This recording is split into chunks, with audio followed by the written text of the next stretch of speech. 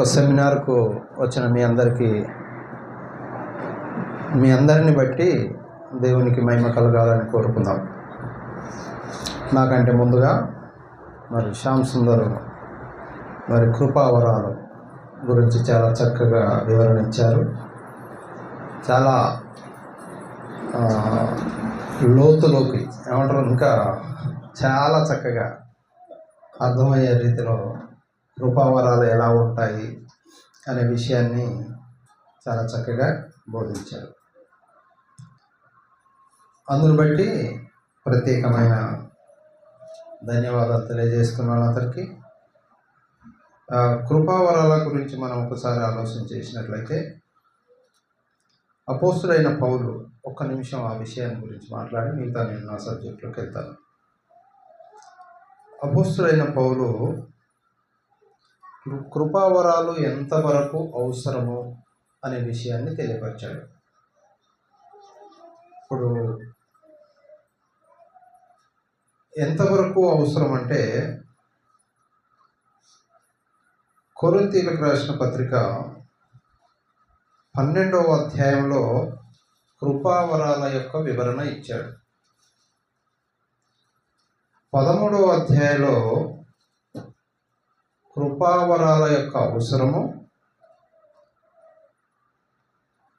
తర్వాత వాటి యొక్క అంతం.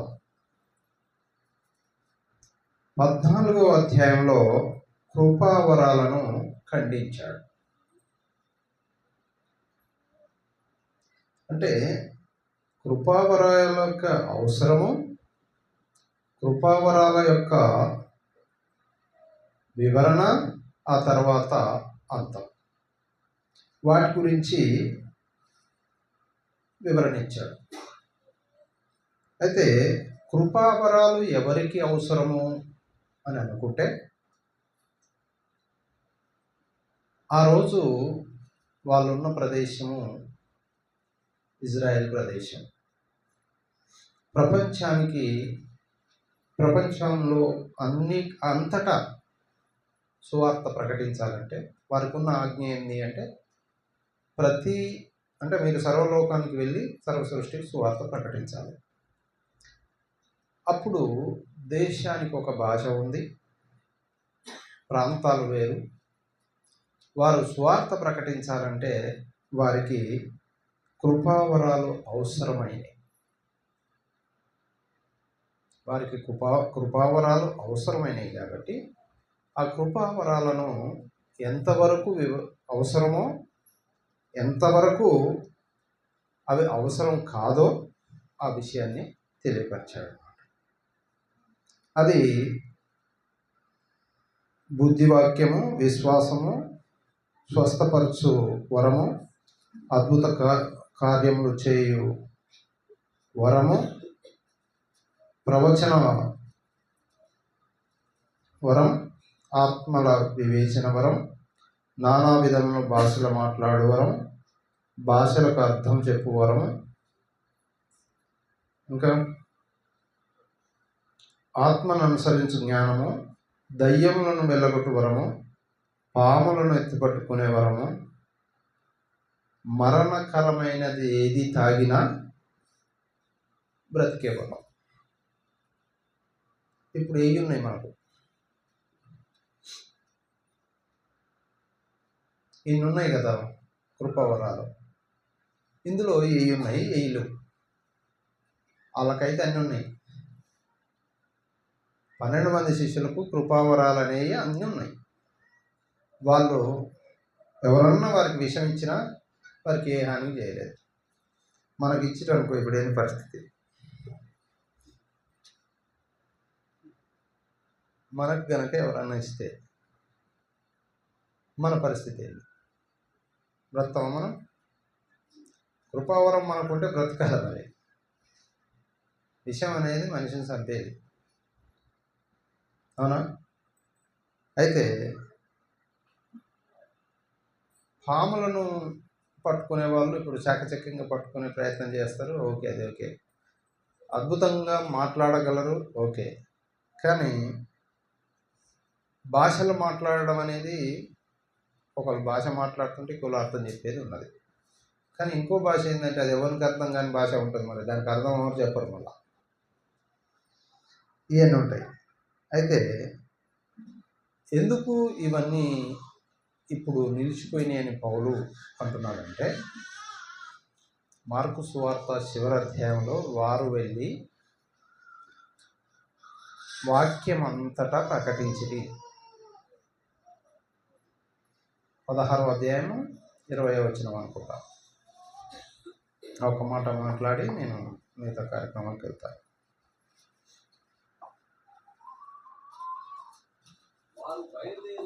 వారు బయలుదేరి వాక్యమంతటా ప్రకటించిరి. ప్రభువు వారికి సహకారుడై ఉండి వెనువెంట జరుగుచూ వచ్చిన సూచక క్రియల వలన వాక్యము స్థిరపరచుచుండెను. అంటే వాళ్ళకున్న కృపావరాలు ఏవైతున్నాయో వాటిని ఉపయోగించి వారు అద్భుత కార్యాలు చేశారు. యేసుక్రీస్తు గురించి ఆయన చనిపోయిన విషయాలన్నీ కూడా, యేసుక్రీస్తు మన కొరకు మరణించాడు అన్నప్పుడు విశ్వసించారు, మారు మనసు పొందారు, బాప్తిసం పొందారు. ఈ విధంగా అందరికీ ఈ యొక్క కృపావరాలు ఉండటం ద్వారా వారు ఏం చేశారంటే అంతటా ప్రకటించారు, సువార్త ప్రకటించారు, వాక్యం స్థిరపరచబడదు, అంటే బైబిల్ వ్రాయబడ్డది. వారందరూ సువార్త ప్రకటించారు. సువార్త ప్రకటించినాక బైబిల్ వ్రాయబడ్డది. బైబిల్ వ్రాయబడ్డ తర్వాత మళ్ళా నీకు కృపావరాలు అవసరము అంటే మళ్ళీ ఇంకో బైబిల్ రాయడానికి కావాలి. బైబిల్ ఒకసారి వ్రాయబడ్డది, వారు వెళ్ళిర్రు, అంతటా సువార్త ప్రకటించారు. ప్రకటించిన తర్వాత మరలా కృపావరం ఉంది నాకు, నేను భాషలు మాట్లాడతా లేదా నేను ఇంకా ఏదైనా చెప్తా అని నువ్వు అనుకుంటే, మరి వాళ్ళ కృపావరాలు ఉన్నాయి కాబట్టి అంతటా ప్రకటిస్తుంటే దాని అనుగుణంగా వాక్యం స్థిరపరచబడ్డది, అంటే బైబిల్ రాయబడ్డది. మరలా మరి నువ్వేంది, ఏం రాస్తావు, ఏ బైబిల్ రాస్తావు? దానికి అనుగుణంగా ఇంకోట. అయితే మనకు బైబిల్ మొత్తం రాయబడ్డ తర్వాత మనం ఇప్పుడు క్రైస్తవులమా? మనం క్రైస్తవులమా ఇంకా వేరే ఏమైనా ఉందా? క్రైస్తవులకు ఉండాల్సింది ఏంటంటే, కొరింథీయులకు రాసిన పత్రిక 13వ అధ్యాయము చివరి వచనంలో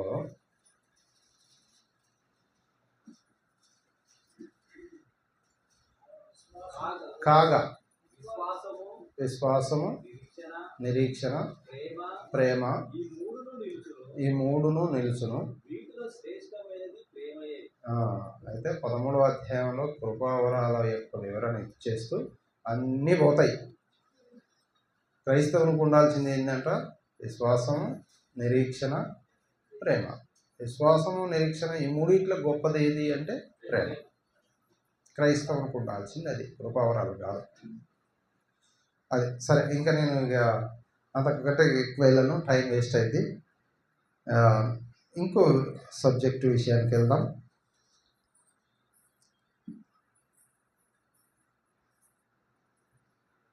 శ్యామ్ గారు కూడా చాలా చక్కగా వారు చెప్పదలుచుకున్నదంతా చాలా చక్కగా చెప్పారు, చాలా సంతోషం.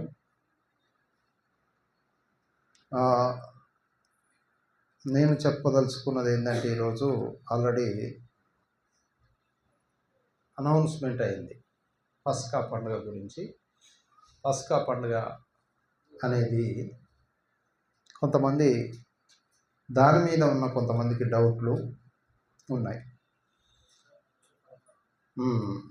ద్వితీయోపదేశకాండము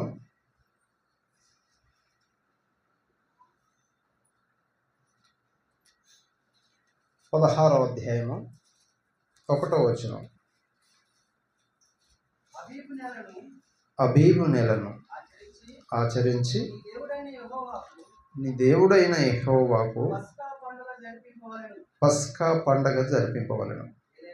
ఏనగా అబీబు నెలలో రాత్రివేళ నీ దేవుడైన యెహోవా ఐగుప్తులో నుంచి నేను రప్పించను. ఇక్కడ ద్వితీయోపదేశకాండ యొక్క గ్రంథకర్త అబీబు నెల అన్నాడు. అబీబు నెల అంటే ఏంటి? మొదటి నెల అంటే ఏంటి? అయితే ఇది ఇబ్రూ క్యాలెండర్ భాష. ఇబ్రూ క్యాలెండర్ భాషలో ఇది మతపరమైన ఒక సంవత్సరం. మొదటి నెల అన్నాడు. ఈ మొదటి నెల అనేది ఎప్పుడు వస్తుంది అంటే, అబీబు అనే మాట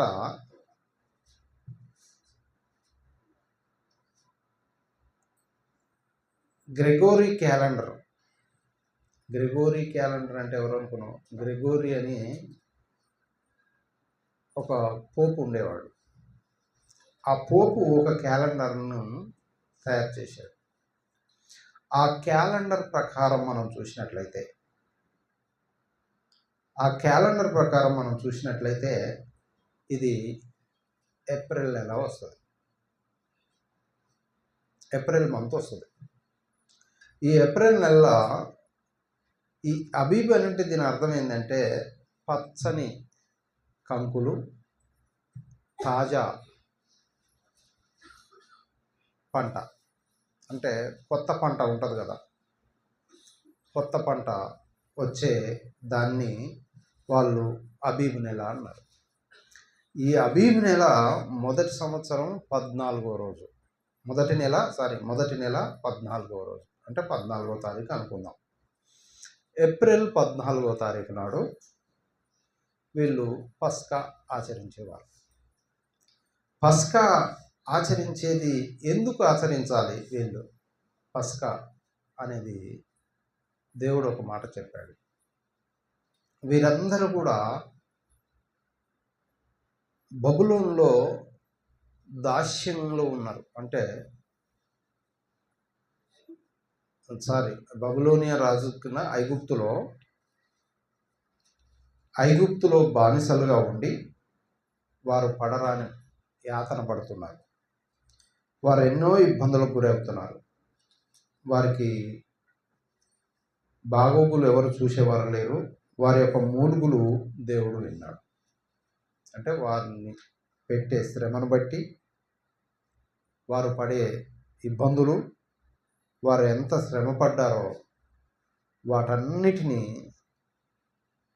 బట్టి వాళ్ళు మూలుగుతుంటే, వాళ్ళు బాధపడుతుంటే, వాళ్ళు శ్రమ పడుతుంటే అదంతా దేవుడు ఆ మూలుగులను విన్నాడు. వాళ్ళ శ్రమనంతా చూశాడు. చూసి వాళ్ళను విడుదల చేశాడు. యెహోవా బాహుబలము చేత మిమ్మలను ఐగుప్తు నుండి విడుదల చేశాడు.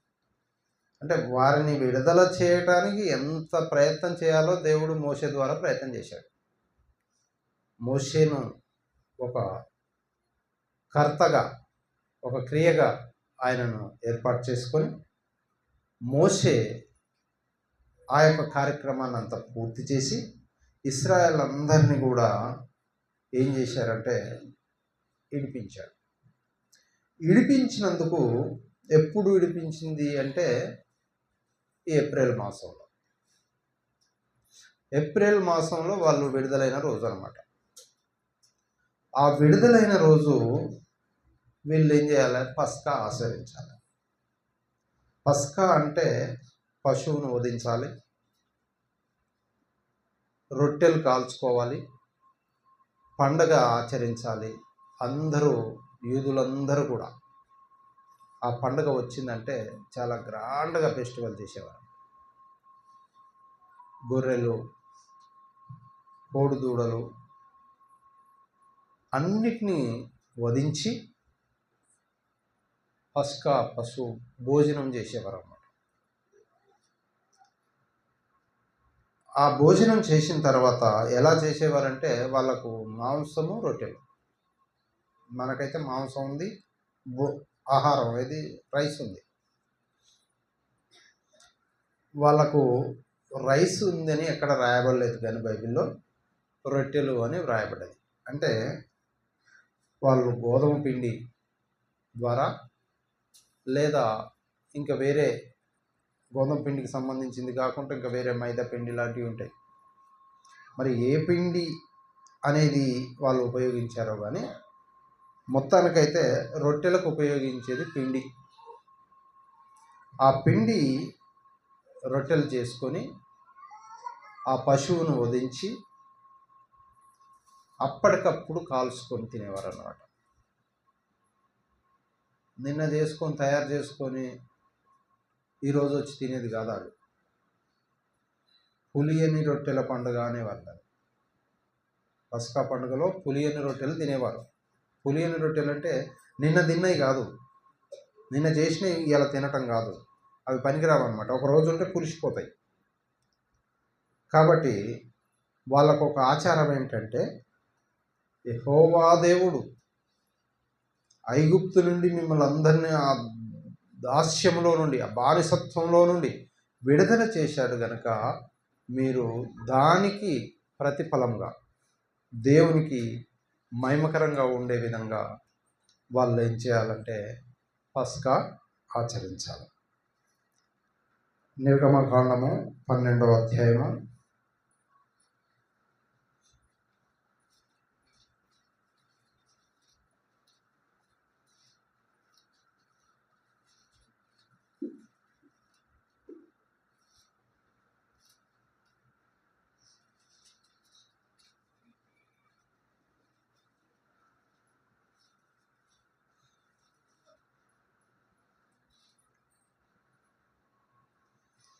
మొదటి నుంచి చదివినట్లయితే ఆ వివరణ అంతా ఉంటుంది. మోషే ఆరోహణులు ఐగుప్తు దేశంలో ఉండగా యెహోవా వారితో ఇలాగూ సెలవిచ్చెను. నెలలో ఈ నెల మీకు మొదటిది, ఇది మీ సంవత్సరమునకు మొదటి నెల.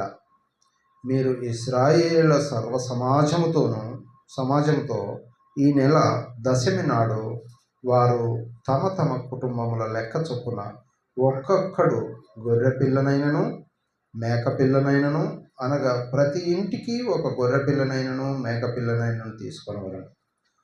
ఆ పిల్లను తినుటకు ఒక కుటుంబము చాలకపోయిన వాడును వాని పొరుగువాడును తమ లెక్క చొప్పున దానిని తీసుకొనవలెను. ఆ గొర్రె పిల్లను భుజించుటకు ప్రతి వాని భోజనము పరిమితిని బట్టి వారిని లెక్కింపవలెను.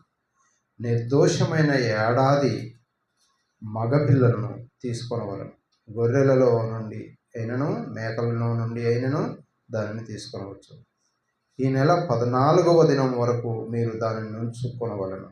తరువాత ఇశ్రాయేళ్ల సమాజం వారందరూ తమ తమ కూటములలో సాయంకాలం దాన్ని చంపి దాని రక్తం కొంచెం తీసి తాము దాన్ని తిని ఇళ్ళ ద్వారా బంధువు 2 నిలువు కమ్ముల మీదను పై కమ్ములను చల్లి ఆ రాత్రి వారు అగ్ని చేత కాల్చబడిన మాంసమును పొంగని రొట్టెలను తినవలెను.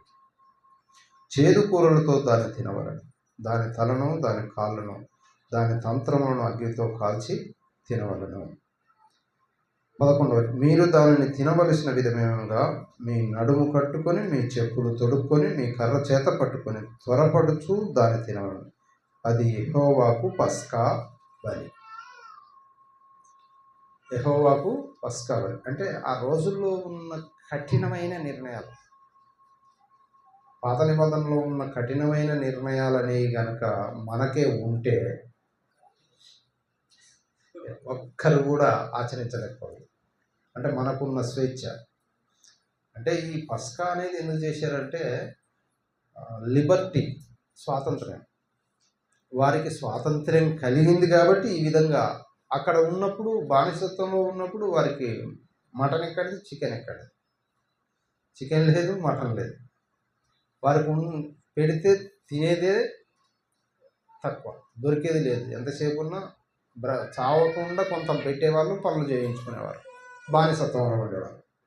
కాబట్టి వారికి విడుదల కలిగిన రోజు గనక, స్వాతంత్రం వచ్చిన దినం గనక ఆ రోజున వీరు మంచిగా పస్కా బలి చేసేవారు. ఆ విధంగా పస్కా పశువును వధించారు. 12:27లో 27వ వచనంలో చూస్తే, మీరు ఇది యెహోవాకు పస్కా బలి ఆయన ఐగుప్తులను హతము చేయించు మన ఇండ్లను కాచినప్పుడు ఆయన ఐగుప్తులోనున్న ఇశ్రాయేలును విడిచిపెట్టాను అనని చెప్పిన. అప్పుడు ప్రజలు తలలు వంచి నమస్కారం చేసిరి. 43వ వచనంలో, మరియు యెహోవా మోషే ఆరోనులతో ఇట్లనెను, ఇది పస్కా పండుగను గూర్చిన కట్టడ. అయితే ఈ పస్కా పండుగ అనేది ఒక కట్టడ లాంటిది. కట్టడ అంటే ఒక ఆచారం. ఆ రోజుల్లో ఈ పస్కాను ఖచ్చితంగా ఆచరించేవారు. గొర్రెలనైనా, మేకలనైనా లేదా పశువును పస్కాగా ఆచరించి ఆ రక్తం అయితే ఏదుందో ఆ రక్తాన్ని బలిపీఠం మీద ప్రోక్షించి మాంసం తిని తలలు వంచి ఆరాధించేవారు. ఈ పస్కా అనేది పాత నిబంధనలో ఆచరించారు. అంటే యేసుక్రీస్తు కూడా పస్కా పండుగలో పాల్పొందారు. తన శిష్యులను పస్కా పండుగ సమీపించినప్పుడు పస్కాకి సంబంధించిన పండుగ ఆచరించడానికి సిద్ధపరచడానికి మేడగదిని ఉపయోగించుకున్నాడు. మేడగదిలో యేసుక్రీస్తు స్వయంగా పస్కాను ఆచరించాడు. పస్కాను అంటే ఆయన బ్రతికి చనిపోయేంత వరకు కూడా పస్కా పండుగ జరిపించారు చాలా చక్కగా. ప్రతి యూదులు దీన్ని చాలా పవిత్రంగా, చాలా గ్రాండ్గా, అంటే గొప్పగా ఈ పస్కాను జరిపించేవారు. వారి యొక్క ఉద్దేశం ఏంటంటే దేవుడు చేసిన ఆ గొప్ప మేలుకు ప్రాయశ్చిత్తం చేసుకోవడం అన్నమాట. ఆ విధంగా ఈ పస్కాను చేశారు. వీళ్ళు ఏం చేస్తారంటే, ఇప్పుడు కొంతమంది శనివారం ఆరాధన అనేది చేస్తున్నారు కొంతమంది. ఇప్పుడు శనివారం ఆరాధన చేసే వారికి ఏంటి అంటే పస్కా బలి ఉండేది. ఒకటి కాదు, అమావాస్య పండుగ చేసేవారు, ఇంకేం పండుగలు ఎన్ని రకాలు ఆచరించేవారు. పులియని రొట్టెల పండుగలు, పెంతెకోస్తు పండుగ, పర్ణశాలల పండుగలు, ఇవన్నీ ఆచరిస్తూ శనివారం నాడు ఆరాధన చేసేవారు. అయితే కొంతమంది ఏం చేస్తారంటే, అసలు బైబిల్లో శనివారం నాడు ఆరాధన చేసేదే కరెక్టు, ఆదివారం ఆరాధన చేసేది అది కరెక్ట్ కాదు. పస్కా అనేది ఆచరించేవారు, శనివారం నాడు ఆరాధించేవారు, ఇదే కరెక్ట్. ఇప్పుడు ఆదివారం ఉంది కరెక్ట్ కాదంటారు. కొంతమంది ఒప్పుకోరు, తెలుసా మీకు? శనివారం ఆరాధనే కరెక్ట్ అంటారు, ఆదివారం ఆరాధన కరెక్ట్ కాదంటారు.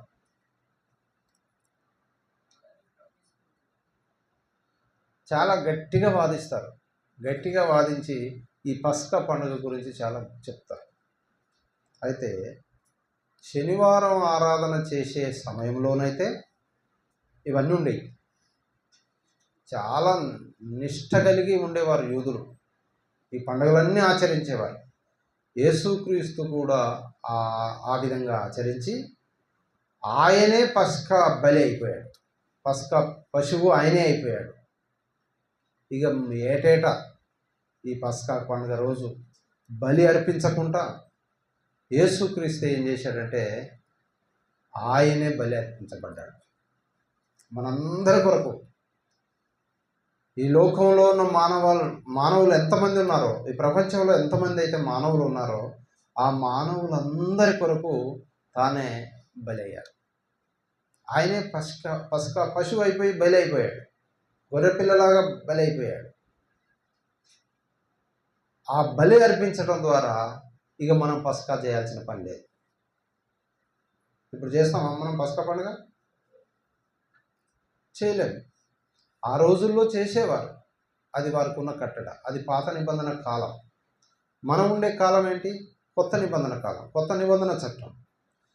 అప్పుడున్న వాళ్ళ నిబంధనలు అనుసరించి వాళ్ళు ఈ పండుగలన్నీ చేశారు. ఇప్పుడు మనము ఏ నిబంధనలు అయితే ఉన్నామో ఆ నిబంధనకు అనుగుణంగానే మనము కొనసాగాలి తప్ప మనం పాత నిబంధనకు సంబంధించిన కొన్నిటిని కొంతమంది ఏం చేస్తారంటే కొన్నింటిని వాడతారు, కొన్నింటిని ఉపయోగిస్తారు, కొన్నింటిని ఆచరిస్తారు, కొత్త నిబంధనలు కొన్నింటిని ఆచరిస్తారు. అయితే పాత నిబంధన అనేది శనివారం ఆరాధనకు సంబంధించిన నిబంధన, కొత్త నిబంధన అనేది ఆదివారానికి సంబంధించిన నిబంధన. అయితే మనం అందరం ఆదివారం నాడు ఆరాధన ఎందుకు చేస్తున్నామంటే మనకు పస్కా బలి లేదు, పులియని రొట్టెల పండుగ లేదు. పులియని రొట్టెల పండుగ ఎన్ని రోజులు? వారం రోజులు చేసేవారు, 7 దినాలు. మనం చేస్తున్నాం ఇప్పుడు? ఎందుకు చేస్తలేం? మనకు ఆ పులియని రొట్టె పండుగ వాళ్ళు అక్కడ చేస్తే మనం ఇప్పుడు రొట్టె పండుగ కూడా మనం చేస్తున్నాం ఆదివారం నాడు. ఆదివారం నాడు మనం రొట్టె తీసుకుంటున్నాం కదా, ఆ రొట్టె తీసుకుంటున్నాం. కానీ చాలామంది పులిసిన రొట్టె పెడతారు, అందిస్తారు. చాలామంది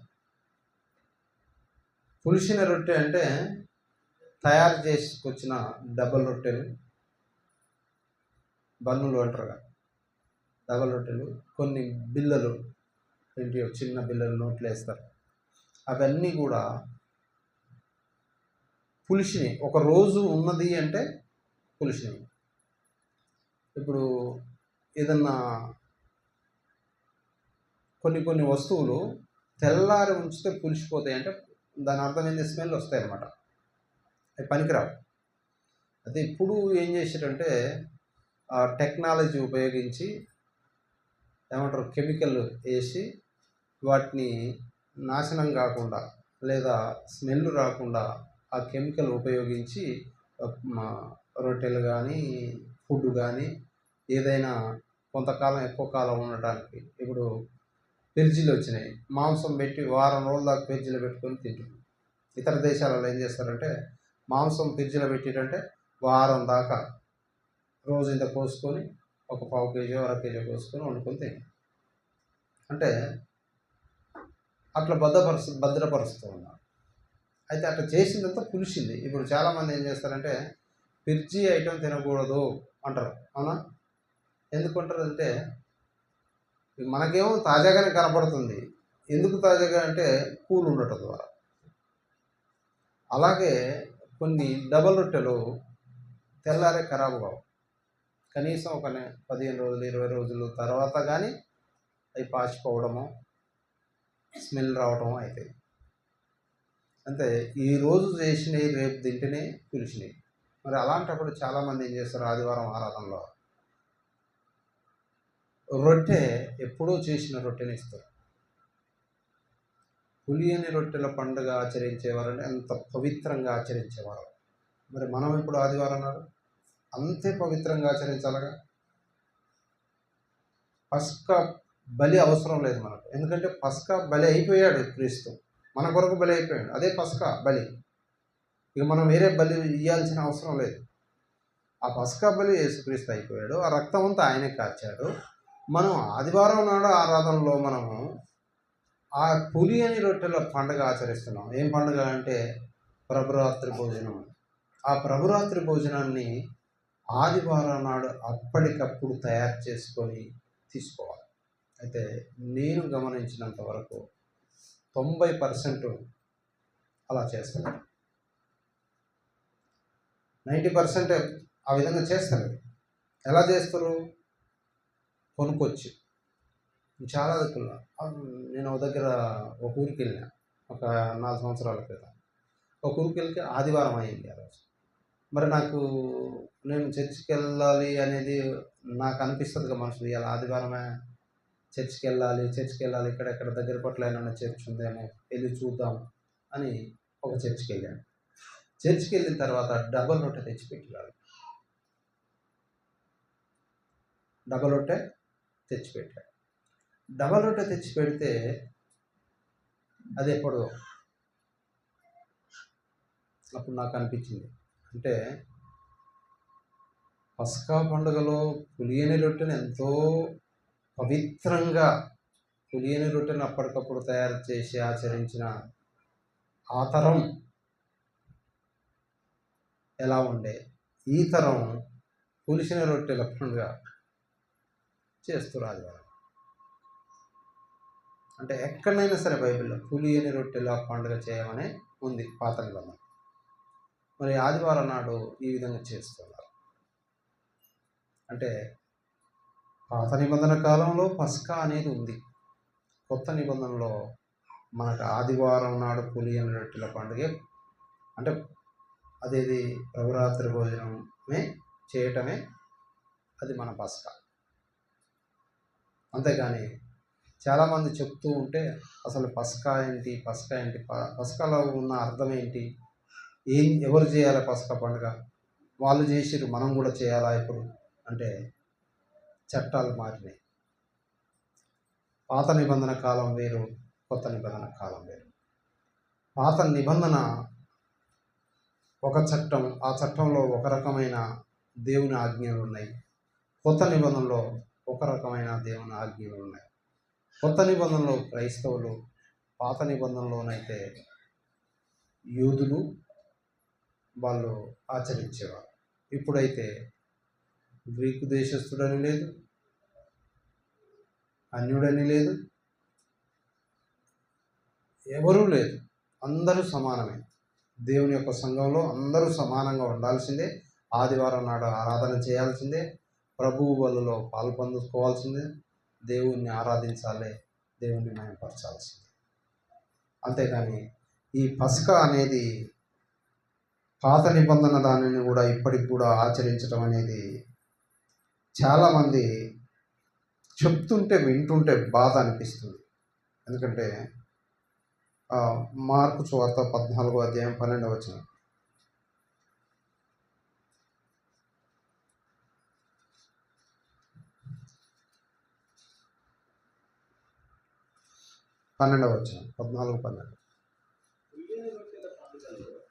పులియని రొట్టెల పండుగలో మొదటి దినమున వారు పస్కా పశువును వధించినప్పుడు ఆయన శిష్యులు,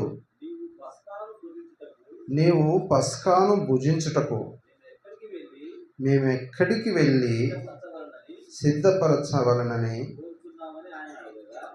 అయితే యేసుక్రీస్తు శిష్యులు యేసుక్రీస్తును అడిగారు.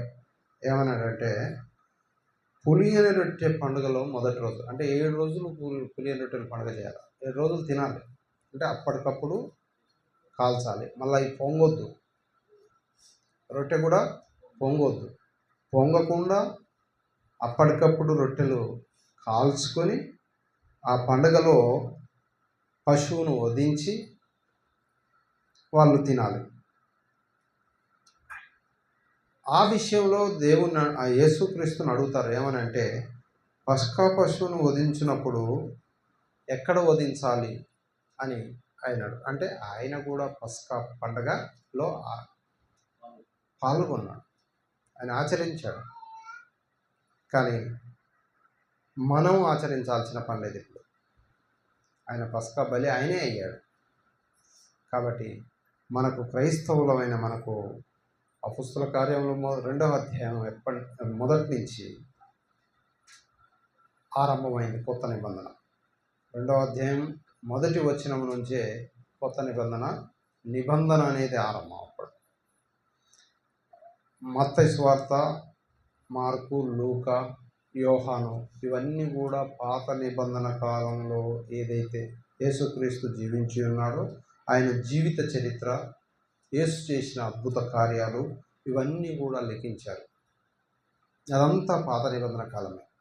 ఎప్పుడైతే యేసుక్రీస్తు మరణించి తిరిగి లేచాడో, లేచిన తర్వాత వారు ఒక దగ్గర మేడగదిలో కూర్చున్నప్పుడు పరిశుద్ధాత్మ వారి మీద వాలినప్పుడు వారు పరిశుద్ధాత్మను అను శక్తి నుండి ఆ రోజు సంఘం ఏర్పడ్డది. ఆ సంఘం ఏర్పడ్డ తర్వాత వారు రొట్టె విరిచారు. రొట్టె విరిచి వారు పులిసిన రొట్టెను వాడలేదు, లేదా ద్రాక్ష రసం తయారు చేసిన దాన్ని వాడలేదు. వాళ్ళు అప్పటికప్పుడు తయారు చేశారు, ద్రాక్ష రసంనైనా రొట్టెనైనా. ఆ విధంగా ఆదివారం నాడు ఆరాధనలో పాల్పంచుకున్నారు. కానీ కొంతమంది ఆదివారం నాడు ఒక ఆదివారం నాడు ఈ ప్రభు బల్లనే ఉండదు. ఒక ఆదివారం నాడు రొట్టె తీసుకోరు, నెలకు ఒక్కసారి తీసుకుంటారు. మిగతా ఆదివారం నాడు బంద్ పెడతారు. కానీ క్రమం తప్పకుండా తీసుకోవాలి. వారు క్రమం తప్పకుండా తీసుకున్నారు. క్రమం తప్పకుండా తీసుకోవాలంటే వారు నెలకు ఒకసారి తీసుకోవాలి. ఇవన్నీ కొత్త ఆచారాలు. బైబిల్ అనుసరించి నడిచేవారు చాలా తక్కువ మంది ఉన్నారు. కొంతమంది వారిని ఫోకస్ చేసుకోవడానికో లేకపోతే వారిని సంపాదన కొరకు చాలామంది ఆశపడి చేస్తున్నారు. కానీ బైబిల్ను ఎవరు కూడా ఫాలో కావట్లేదు. బైబిల్ ఏది చెప్తే, బైబిల్ ఎక్కడ మాట్లాడితే మనం అక్కడ మాట్లాడాలి. బైబిల్ ఎక్కడ మౌనంగా ఉంటే మనం అక్కడ మౌనంగా ఉండాలి. కాబట్టి పస్కా అనేది నేటి దినాలలో లేదు. పస్కా అనేది పాత నిబంధన కాలంలోనే ఉంది. యేసుక్రీస్తు బ్రతికున్నంత వరకు కూడా ఆచరించారు. ఆ తర్వాత ఆయనే పస్కా బలి అయ్యాడు. ఇప్పుడు మనం క్రైస్తవులుగా జీవిస్తున్నాం కాబట్టి ప్రతి ఆదివారం ఆరాధనకు రావాల్సిందే, ఆరాధించాల్సిందే, రొట్టెలో పాలు పంచుకోవాల్సిందే, ద్రాక్షరసం పుచ్చుకోవాల్సిందే. ద్రాక్షరసం ఏమిటికి తీసుకుంటామంటే ఆయన రక్తానికి సాదృశ్యంగా ద్రాక్షరసాన్ని తీసుకుంటాం. రొట్టెని ఎందుకు తీసుకుంటాము అంటే ఆయన శరీరానికి సాదృశ్యంగా రొట్టెని తీసుకుంటాం. రొట్టెను ద్రాక్షరసాన్ని తీసుకునే ఉద్దేశం ఏంటంటే ఆయనను జ్ఞాపకం చేసుకున్నటకు దీనిని చేయడని చెప్పారు. అంటే కొంతమంది ఒక ఆదివారం నాడు చేయరు, అంటే జ్ఞాపకం చేసుకుని అన్నట్టే కదా అని అర్థం. అక్కడ వాడు ఉంది, ఆయనను జ్ఞాపకం చేసుకున్నటకు దీన్ని చేయుడని చెప్పాను అన్నాడు. అంటే యేసు ప్రభు వారే మీరు మర్చిపోయే గుణం ఉంటుందని చెప్పి ఆ రోజు రాత్రి భోజనం సిద్ధపరిచి రొట్టె విరిచి మీరు ఇది తీసుకొని తినండి, ఇది తిన్నప్పుడు నన్ను జ్ఞాపకం చేసుకోండి, ఈ ద్రాక్షరసం నా రక్తంగా గుర్తుంచుకోండి అని చెప్పిస్తే ఆ ప్రకారం చేయమని పౌలు మనకు చెప్పాడు. మనకు చెప్తే మరి ఒక వారం బంద్ చేసినాం అనుకో, ఆయన జ్ఞాపకం చేసుకోమంటే ఎప్పుడు నెలకోసారి చేసుకోమన్నట్ట ఎడతెగినట్టే కదా. 3 వారాలు మధ్యన పోతాయి కదా. కాబట్టి ప్రతి ఆదివారం నాడు ఆయనను జ్ఞాపకం చేసుకోవాలి. ఆయనను జ్ఞాపకం చేసుకున్నట్టు చేయమన్న దాన్ని వాళ్ళు ఏం చేస్తారంటే ఇక 2 వారాలు జ్ఞాపకం చేసుకోకుండా పర్వాలేదులే అనుకొని వదిలేస్తారు. రొట్టెను ద్రాక్షారసాన్ని తీసుకోవాల్సినవి జ్ఞాపకం చేసుకోవడం. మరి ఎందుకు తీసుకోవట్లేరు చాలామంది? అది వాళ్ళకే అర్థం కావాలి. బైబిల్ మాత్రం మీరు ఈ రొట్టెను తిని ఈ ద్రాక్షరసం తాగమన్నాడు. ఆయనను జ్ఞాపకం చేసుకొనుటకై దీన్ని చేయడని చెప్పాడు అని బైబిల్ వాక్యంలో వ్రాయబడ్డది. కాబట్టి ద్రాక్షారసము రొట్టె అనేది ఆదివారం నాడు మనం ఆచరించాలి. అదే మనకు నియమించిన కట్టడ, అదే కొత్త నిబంధన యొక్క సిద్ధాంతం. కనుక మీ అందరూ ఆ విధంగా ఉండాలని కోరుతూ నా మాటలు ముగిస్తున్నాను.